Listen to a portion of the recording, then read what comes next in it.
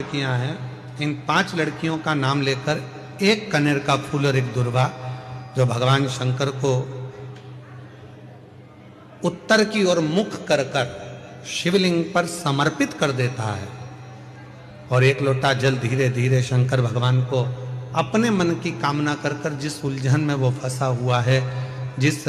व्याधि में वो फंसा हुआ है, जिस तकलीफ में वो फंसा हुआ है, उसका स्मरण करते करते वो शिव जी से अपने मन की बात कहते कहते अगर जल उसी दुर्वा उसी कनेर के फूल के ऊपर शिवलिंग पर जो चढ़ा हुआ है उस पर समर्पित करता है, कहते हैं 4 घंटे भी नहीं लगते। 3 महीने तो जान दो, 3 दिन भी जान दो,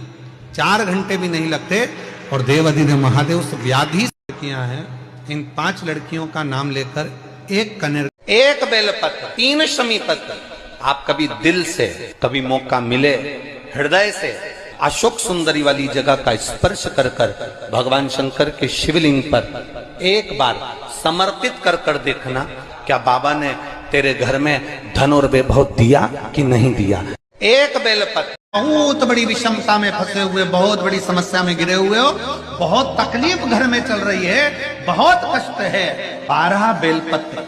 4 गड्डियां 3-3 बेलपत्र की बनी। अशोक सुंदरी वाला जो स्थान होता है, सबको मालूम है ना अशोक सुंदरी का स्थान।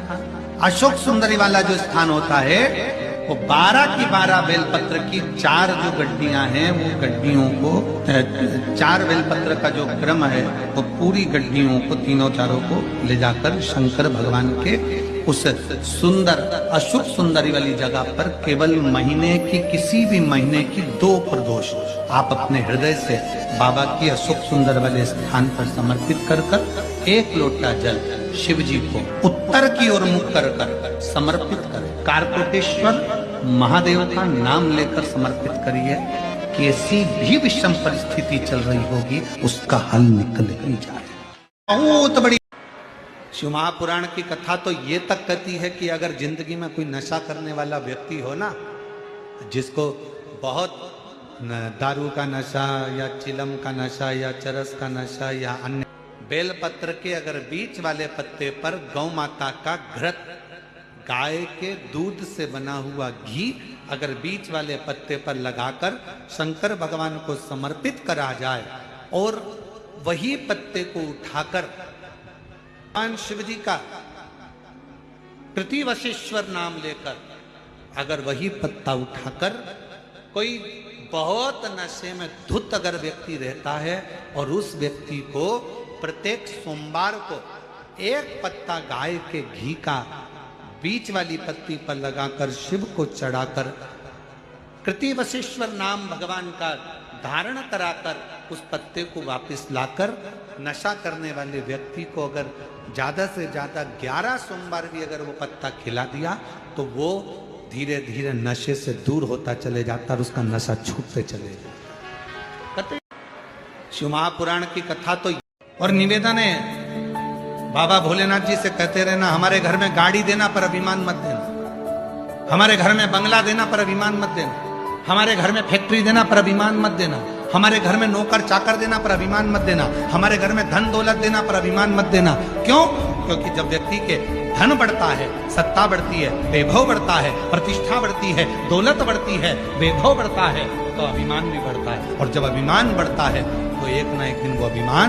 व्यक्ति के सारे धन, वैभव, दौलत, संपदा, सत्ता सबको ले जाकर नीचे पटक देना।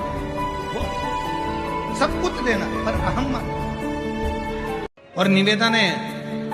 बाबा भोलेनाथ जी से 11 आम के जो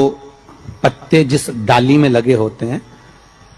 वो डाली कोमल सी डाली, 11 टुकड़े महाराज एक कच्चे सूत से लपेटकर 11 बार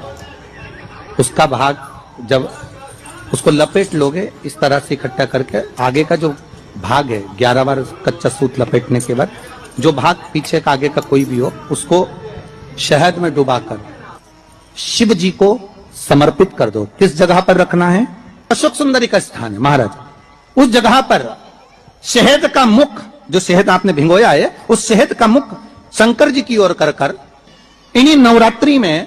शंकर भगवान के उस अशोक सुंदरी की जगह पर शहद का भाग शिव जी की ओर रख दें। महाराज, अगर घर में संपदा की कमी हो या कोई पैसा खा गया हो, रुपया नहीं दे